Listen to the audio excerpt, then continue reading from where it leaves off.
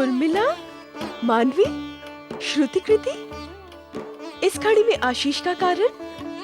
दीदी, मिथिलेश ने शिव धनुष के समक्ष संकल्प लिया है और हमें आपको लेकर आने का आदेश दिया है। दीदी, जैसे जैसे आपके विवाह की घड़ी निकट आ रही है, मन में आपके विवाह की प्रसन्नता कम और बिछड़ने का दुख बढ़ रहा है। दीदी, मैं तो ये जानने को उत्सुक हो रही हूँ कि जो आज जीतेगा वो कौन होगा और किस क्षेत्र से आया होगा। दीदी, यदि काकाश्री ने शिव धनुष पर प्रतिज्ञा चढ़ाने वाले कोई विजेता घोषित करने की प्रतिज्ञा न की होती तो मैं उन्हें बता देती कि मेरी दीदी को किसने जीता है। अच्छा, कौन है वो भाग्यशाली?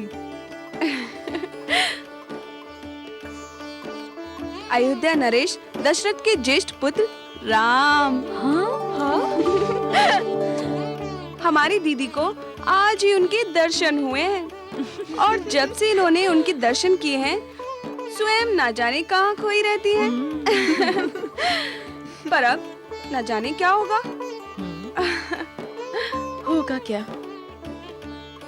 जो पिताश्री के संकल्प पर खरा उतरेगा, मैं मन, वचन और कर्म से जीवन भर के लिए उन्हीं की हो जाऊंगी।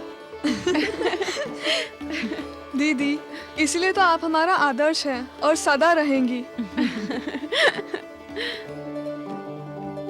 चलो ना दीदी।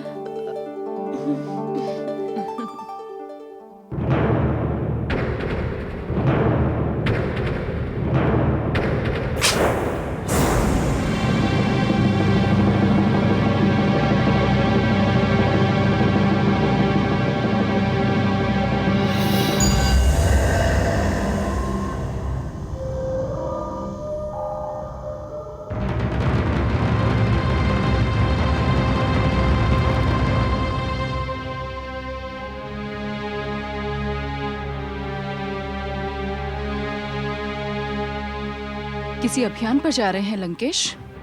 हाँ महारानी मंदोदरी, मैं एक अनोखे अभियान पर जा रहा हूँ। लेकिन आसपास का समस्त क्षेत्र तो आप जीत चुके हैं, अब किसे जीतने जा रहे हैं?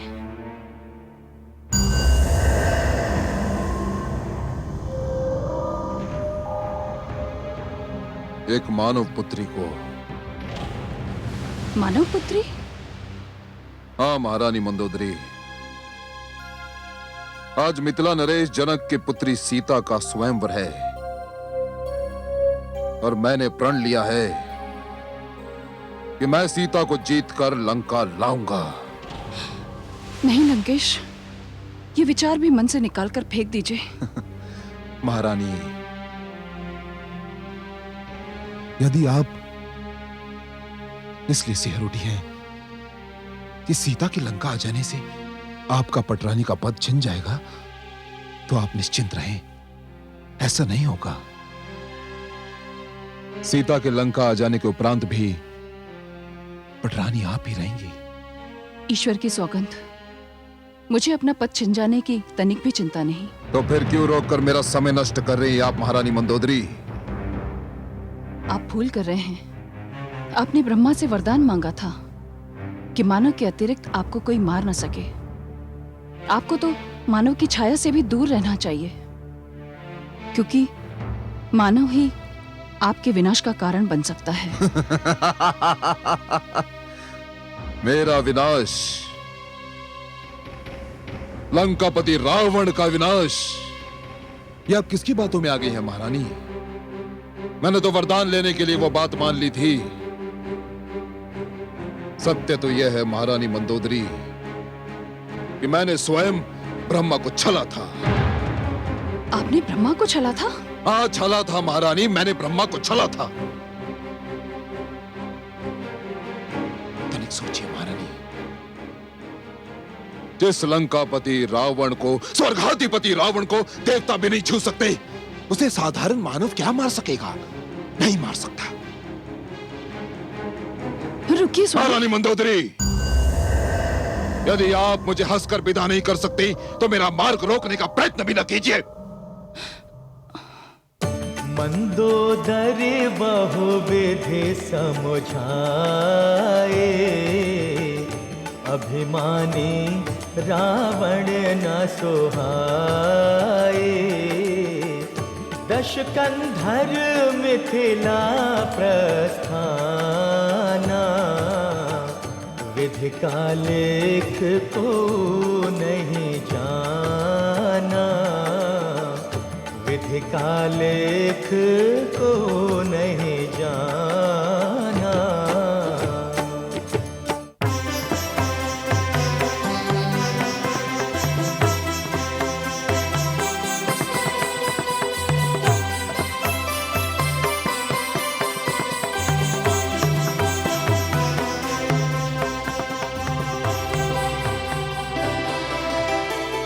हे वीरजनों, आप सब अपने अपने क्षेत्र के ऐसे सूरमा हैं जिनका नाम सुनकर धरती और आकाश कांप जाते हैं।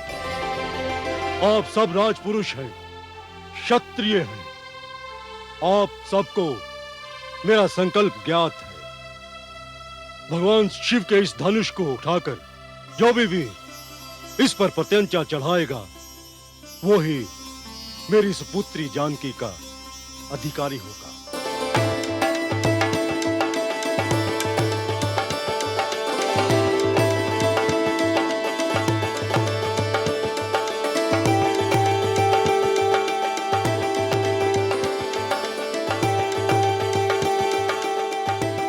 आज ही समय है अपनी शक्ति के प्रदर्शन करने का।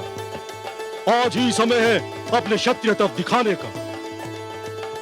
तो अब मैं स्वयंवर समारोह के शुभ आरंभ की घोषणा करता हूं।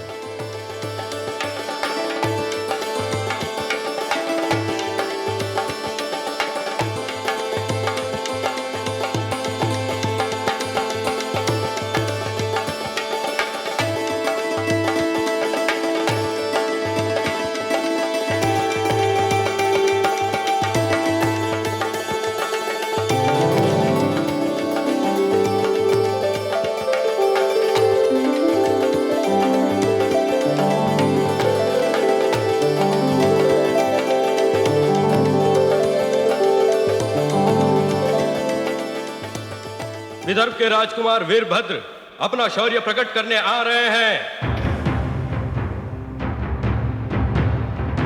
ठहर जाओ।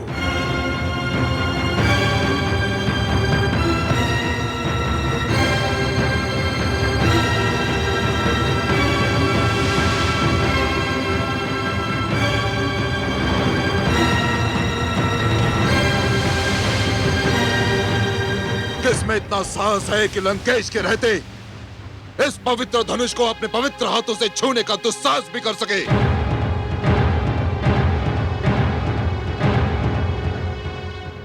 इस शिव धनुष को उठाने और इस पर प्रत्यंचा चढ़ाने का प्रथम और अंतिम अधिकार मात्र और एकमात्र लंकापति कैकसी पुत्र रावण को है और किसी को नहीं। मानव की सभा में आकर मानवों का अपमान कर रहे हो लंकेश। यह भगवान शिव का धनुष है। तो क्या हुआ? मैंने शिव के कैलाश को इन्हीं हाथों पर उठाया था, इन्हीं हाथों पर। इस धनुष को तो मैं तिनके के समान उठा लूंगा। ये तुम नहीं, तुम्हारा अहंकार बोल रहा है। क्या कहा तुमने? क्या कहा? अभी आप सब देख लेंगे कि जो लंकापति रावण कहता है वही करके दिखाता है, वही करके दिखाता है।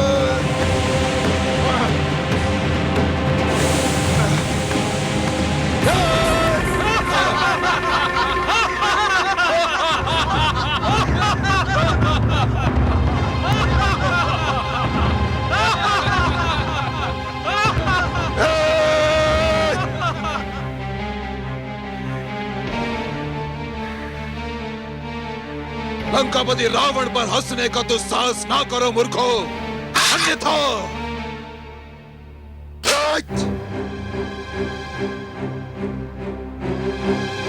जिस शिव धनुष को लंकापति रावण नहीं उठा सका, उसे संसार में कोई नहीं उठा सकता। मिथिला नरेश जनक, मुझे आपसे सहानुभूति है।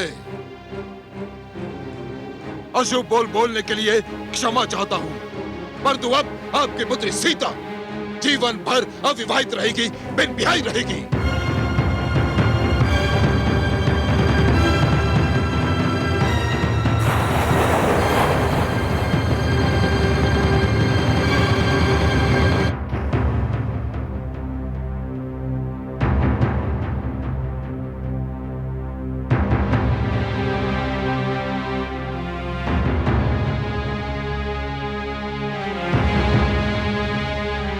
कोई है जो इस अभिमानी के अशुभ बोल को असत्य कर दिखाए?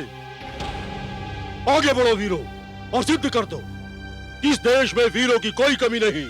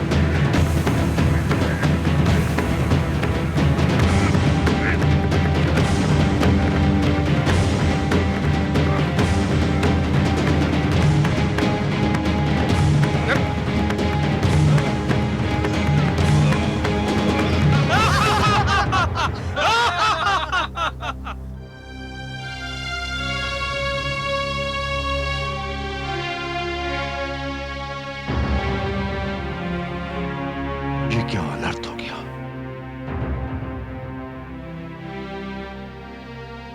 क्या मेरी पुत्री सीता, मेरी नयनतारा जीवन भर अविवाहित रह जाएगी? यदि मुझे ज्ञात होता तो मैं ये संकल्प ही न लेता।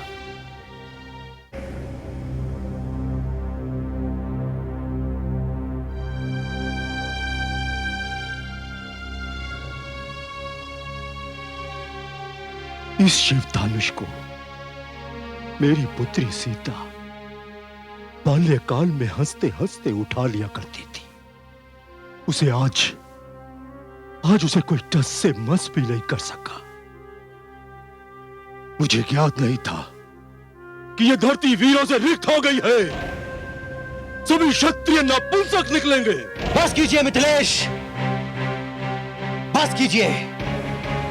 आपको समस्त क्षत्रियों का अपमान करने का कोई अधिकार नहीं है।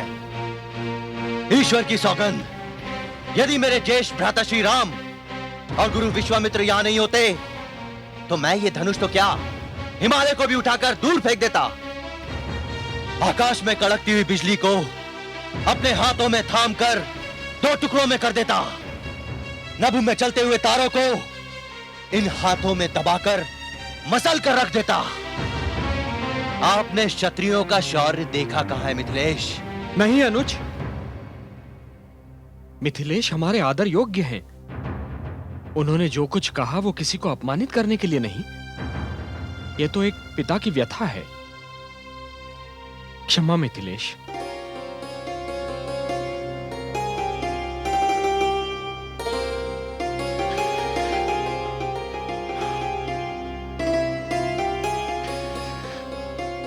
शिष्य राम, मेरे लिए मिथिलेश का दुख असहनीय हो रहा है। जाओ और महाराज जनक का संताप मिटा दो।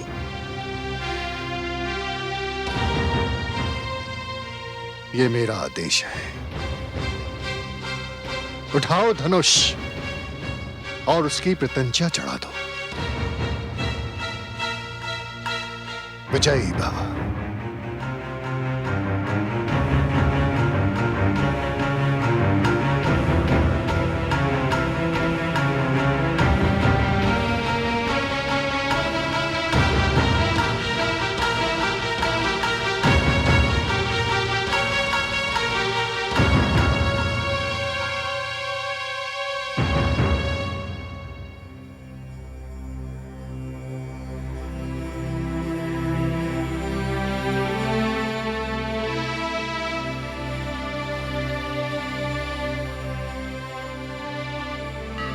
हे उमा महेश्वर, गुरु का आदेश सर्वोपरि होता है, उसका पालन करने की शक्ति दीजिए भगवान।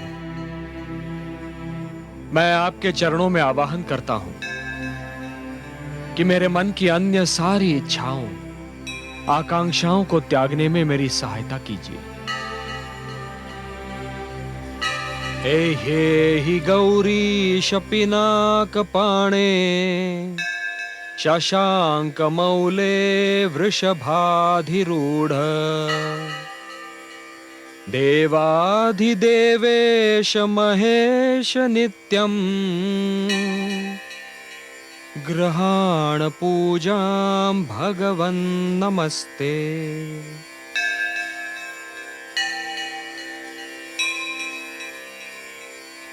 हे पिनाकिन, सुगंधी द्रव्य स्वीकार कीजिए। ओम त्र्यंबकं यजामहे सुगंधिं पुष्टिवर्धनम् उर्वारुकमिव बन्धनात् मृत्योर्मुक्षीयमामृतात्।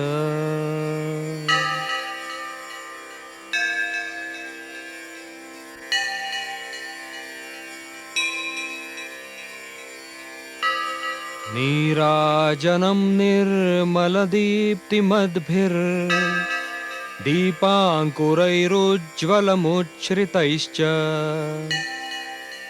घण्टानिनादेन समर्पयामि मृत्युञ्जयाय त्रिपुरान्तकाय।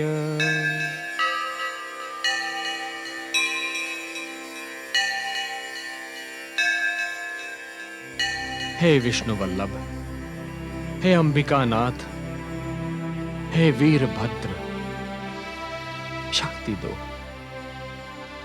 शक्ति दो भगवान, शक्ति दो।